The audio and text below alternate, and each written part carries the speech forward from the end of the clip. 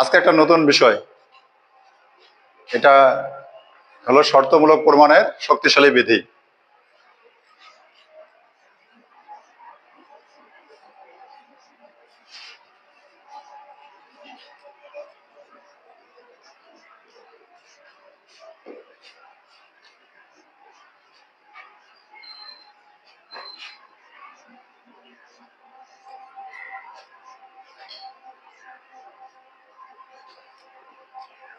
শর্তমূলক প্রমাণের শক্তিশালী বিধি, কন্ডিশনাল প্রুফ। শর্তমূলক প্রমাণ তো জানা আছে, মনে পড়ে কন্ডিশনাল প্রুফ কিরকম? কন্ডিশনাল প্রুফে যে সিদ্ধান্তটা থাকে সেই সিদ্ধান্তটা কন্ডিশনাল আকারে থাকে। কন্ডিশনাল মানে প্রাকল্পিক বাক্য। তখন সেখান থেকে আমরা পূর্বকটাকে আরেকটা আশ্রয় বাক্যে পরিণত করি, করে ওটাকে একটা আশ্রয় বাক্য হিসেবে কাউন্ট করি, করে যেটা অনুক থাকে সেটাকে সিদ্ধান্ত হিসেবে ধরে আমরা প্রমাণ করি। এটা হলো শর্তমূলক প্রমাণ। এখন শর্তমূলক প্রমাণের শক্তিশালী বিধিটা কি সেটার উপর আজকে একটা ক্লাস নেই। আশা করি তোমরা সহজে বুঝে যাবে বিষয়টা একবার দেখাই দিলে। এগুলো খুব কম আসে পরীক্ষায়, মাঝে মধ্যে দেয় বিভিন্ন স্যারের মন মানসিকতা বিভিন্ন রকম, যারা যেরকম প্রশ্ন করে স্যাররা, তোমাদের সব কিছুর ব্যাপারে প্রস্তুত থাকা লাগবে। আর তোমরা অ্যাডভান্স আছো, একটু দেখে নাও। শুধু আমি একটা উদাহরণ দেই, উদাহরণ দিয়ে বোঝাই দিই। 1 number, A implies B. 2, B implies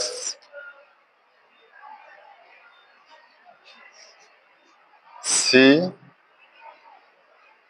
একটা ব্র্যাকেট আছে, C implies not C, bracket close, implies D.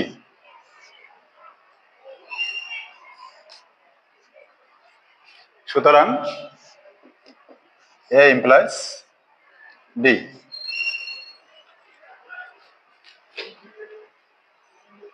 শর্তমূলক প্রমাণে আমরা জানি যে সিদ্ধান্ত সবসময় কন্ডিশনাল আকারে থাকে, অর্থাৎ ইমপ্লাইজ এ ইমপ্লাইজ ডি।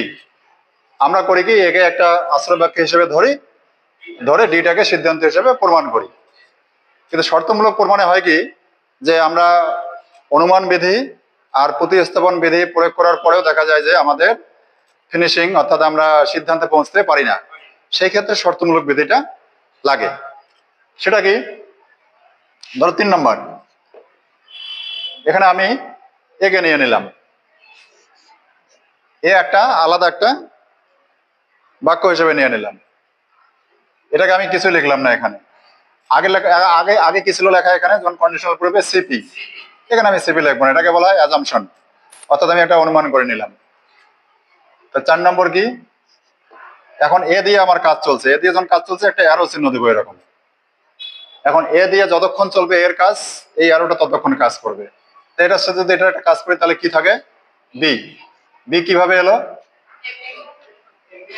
1 আর 3 এমপি। 5 নম্বর, এখন বি দিয়ে আমরা 2 এর একটা কাজ করতে পারি, আবার এমপি। এমপি করলে কি থাকতেছে, C implies not C implies D. এটা কি হলো, 2 আর 4 এমপি, 2 4 এমপি। 6 নম্বরে আমরা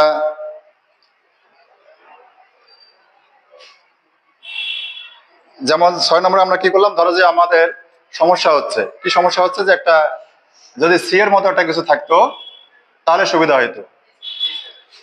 এই যে সি এর মতো একটা, কেন আমরা সি নিতে পারবো, যে আমরা এখানে যে আশ্রয় বাক্যগুলো আছে বা সিদ্ধান্ত আছে, যে কোনো এক জায়গায় আমরা দেখতেছি যে একটা কন্ডিশনাল সি আছে এক জায়গায়। এই যে এখানে দেখতেছি আছে, বিও কন্ডিশনালে আছে, এটাও আছে, এ ডিও আছে, এটাও আছে। আমার যেহেতু সি প্রয়োজন, আমি সিটাকেও ইচ্ছা মতো অ্যাজাম্পশন করে নিয়ে নিলাম। মশার ব্যাপার না, নিয়ে নিলাম। কোথা থেকে আসলো? অ্যাজাম্পশন। এক কথায় অ্যাজাম্পশন, এটা যেটা অ্যাজাম্পশন, এটা অ্যাজাম্পশন করে নিছি আমি। এটা তো একটা আমি অ্যারো দিয়ে রাখলাম। এখন এই জায়গাটাতে আমি সিটাকে ডাবল নেগেশন করলাম, নট নট সি। 6 নম্বরটাকে করলাম ডিএন। এখন 8 কি করা যায়? 8 এখন দেখো, যদি আমি ইমপ্লয়েজ দিয়ে একটা যোগ করি, যদি আমি এইরকম একটা পাইতাম তাহলে আমার একটা ডি আসতো। এরকম যদি পাইতাম তাহলে ডি আসতো। আমি যদি এই জায়গায় আমি সিপি করতেছি, সিপিটা কিভাবে করতেছি, এই যে এটা এটা একই রকম আছে, মানে দুইটা আমার আলাদা আশ্রয় বাক্য আছে, সি একটা ডি একটা। তাহলে আমি C implies not not C, এটা কি করা হলো? কত কত 7, 6 আর 7, হ্যাঁ এখানে 6, এটা এইভাবে লিখতে হবে, 6 7 সি পি, 6 7 সিপি হলো। এখন 6 7 কাকে কাকে নিয়ে সিপি করলাম? এটা এটাকে নিয়ে। সি এর কাজ আর এখান থেকে আর নাই, এই জন্য আমি এই জায়গায় একটা ক্লোজ করে দিলাম। হ্যাঁ, এটা হলো মজার বিষয়, স্বাধীন। এটা তোমাদের কাজে লাগবে, কারণ মানকাত্মক বিধির ক্ষেত্রেও কিন্তু এরকম শর্তমূলক শক্তিশালী বিধি আছে, মানকাত্মক বিধিতেও এটার অ্যাপ্লিকেশন আছে। আজকে তোমাদের কাছে একটা সমস্যা মনে হতে পারে, যখন তুমি প্র্যাকটিসে যাবা তখন তোমার ইজি হয়ে যাবে। আজকে তো আরো 2-1টা করা হবে। তারপরে আমার এখন দেখো যে একটা ডি দরকার। ডি আমি কোথা থেকে পাইতে পারি? 5 কই? 5 আর 8 থেকে ডি।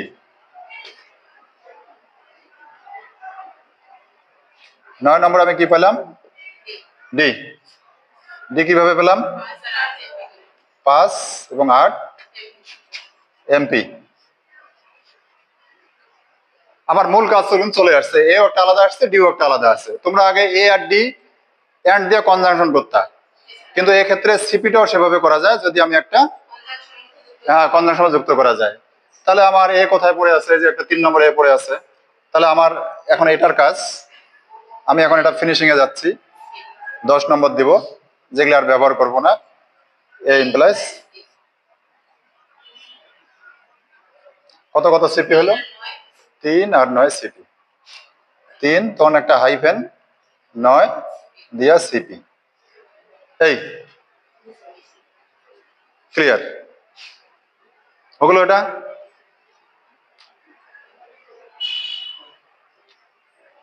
ক্লোজ করে দেওয়া ভিডিওটা।